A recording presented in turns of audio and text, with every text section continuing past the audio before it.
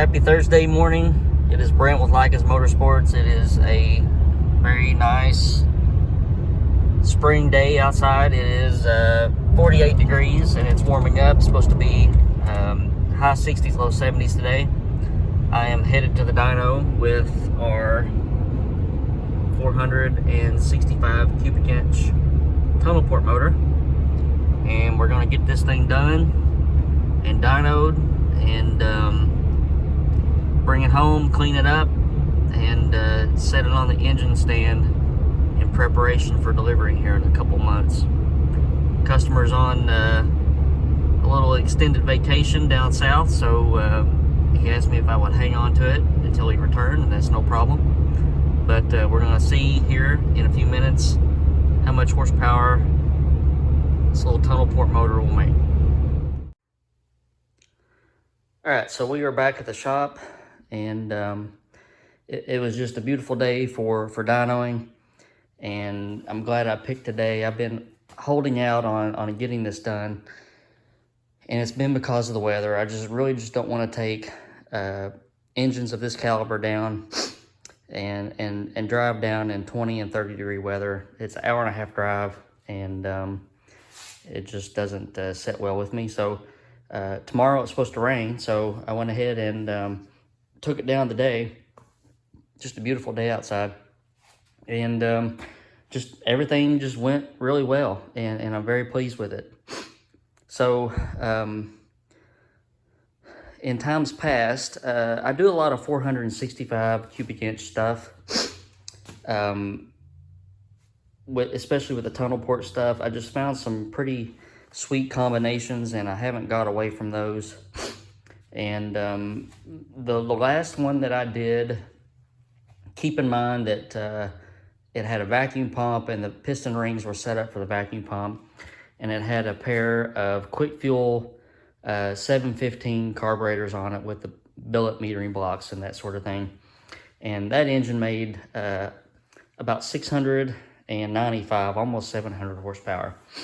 So this one, I wanted to not be that stout, considering that it is a factory block.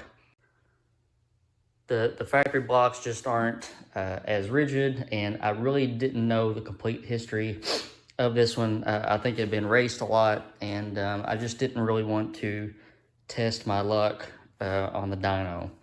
So we didn't do the vacuum pump, and the cam isn't as aggressive, and just a little bit of things to kind of pull some power out of it.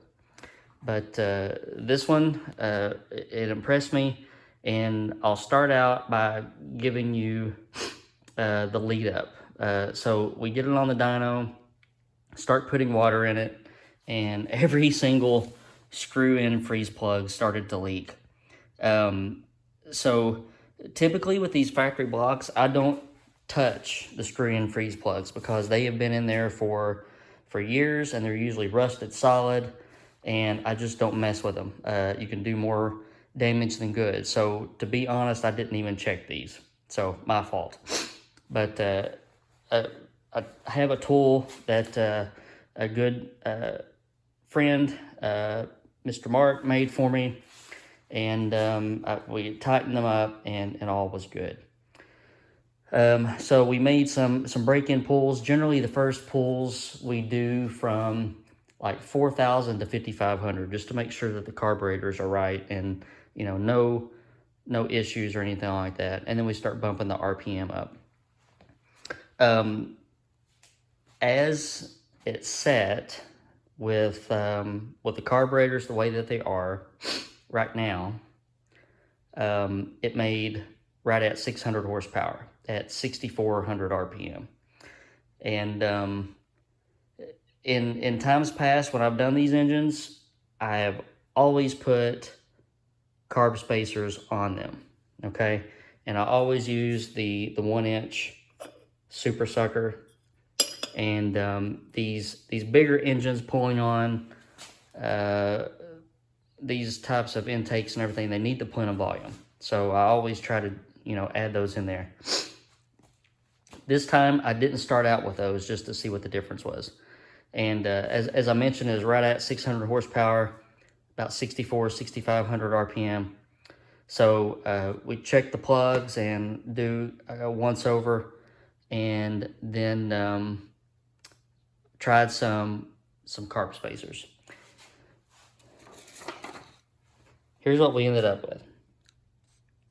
655 horsepower at 7,000 RPM. These two carb spacers added roughly 55, 60 horsepower. That is almost hard to believe. And if I if I hadn't seen it for myself, I probably would have believed somebody if they told me. But regardless, that's where we ended up. And this is still what I would consider a small engine for a tunnel port head. But they pull really hard on the ports.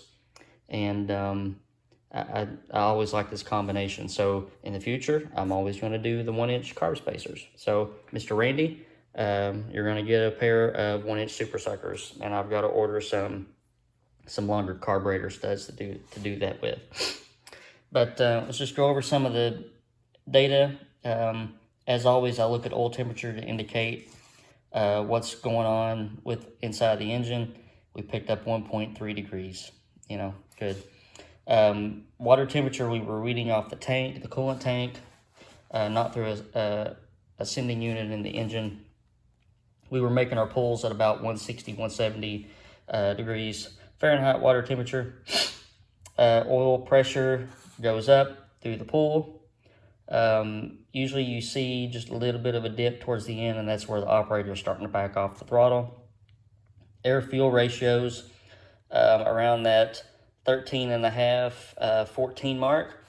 And that is just a touch on the lean side, but we set them up that way because when you start adding, there are no, if you wanted to put an air cleaner on this engine to feed it, it would be, this tall. So you start hindering the engine with a small air cleaner and with, hot, tight underhood areas. So it always richens the engine up when you get it in the car. So we allow for that. 500 and roughly 90 pound-feet of torque, enough to get you killed. So very, very pleased with the engine. Got it cleaned up. Everything looks really good. There's a shot of the exhaust ports. I usually try to show that, just to show that the engine is sealed up and there's no oil running out of it or anything like that. Looks like I got a little bit more cleaning up to do. But so from here, Mr. Randy is on vacation down south, so I'll hang on to this beauty for a few months. And what I'm going to do is get the carburetor studs ordered and get everything configured the way that it needs to be. Mr. Randy, I know you're watching, so what I would recommend, I don't have the alternator on here, and what I would recommend is that you stick the motor in the car first. I'm going to send an alternator with you, or with the engine, and get the engine in the car. See what kind of room you have, because I think our best scenario is to run the low mount alternator and just swing it down off of the water pump mount and just run a short belt to the crank pulley. So we can discuss that later if you so desire. Engine has, listen up, Randy. Engine has no oil in it. Okay, we drain that out, and I cut the filter open at the dyno. So this is a brand new filter. It's empty. The engine's empty. No thermostat because we can't use them. So I will get with you when you decide to put it in the car. We can talk about the climate and when you tend to drive most, and we'll settle on a thermostat to stick in there. All in all, I'm very happy, and I'm on to the next one. So I'll post up a picture and a kind of a warm-up video as the engine's sitting there warming up, and then we'll show you the final dyno pull.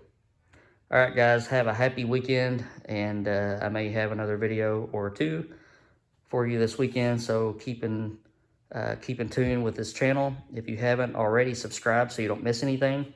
Hit that like button, guys. All right, I'll talk to you later.